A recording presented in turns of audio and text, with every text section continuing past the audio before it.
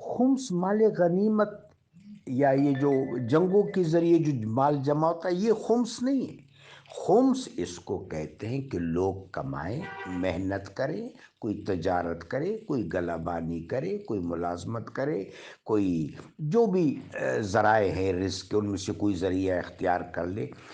اب ان میں بعض لوگ صاحب ثروت ہو جاتے ہیں، کچھ تو ایسے ہوتے ہیں کہ بمشکل گزارا کرتے ہیں، کچھ صاحب نصاب بن جاتے ہیں اور وہ زکوٰۃ دیتے ہیں، کچھ زیادہ مالدار ہو جاتے ہیں جن کو اصطلاح میں متمول کہتے ہیں اور صاحب ثروت کہتے ہیں، ان پر زکوٰۃ کے علاوہ خمس بھی ہے۔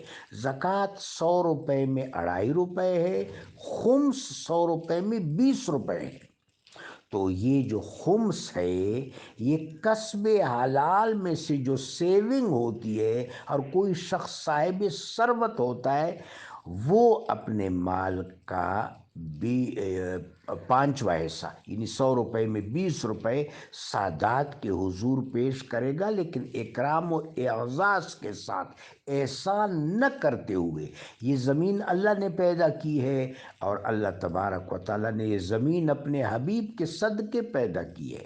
میرے آقا باعث تخلیق کائنات ہیں۔ اس قرآنی فلسفہ کو مد نظر رکھنا چاہیے تو سادات کا حق سمجھ آ جائے گا۔ چونکہ آقا و مولا باعث تخلیق کائنات ہیں، زمین بھی آپ کے ظہور کے مرہون منت ہے، تو زمین سے جو کچھ اگتا ہے، نکلتا ہے، سونا ہے، چاندی ہے، فصل ہے، جو کچھ بھی ہے، اس میں سے سرکار دو عالم کی اولاد اطہار کی جو نسل ہے، یعنی سیدہ فاطمہ بدعت الرسول سلام اللہ علیہ، ام ابیہ کی جو ذریت ہے، امام حسن و حسین علیہم السلام کے ساتھ جن کا سلسلہ نسب جڑتا ہے، ان کو پھر 100 روپے میں 20 روپے بڑے اعزاز کے ساتھ دیے جائیں گے۔ اس کو خمس کہتے ہیں۔ مال غنیمت کا خمس سے کوئی تعلق نہیں ہے۔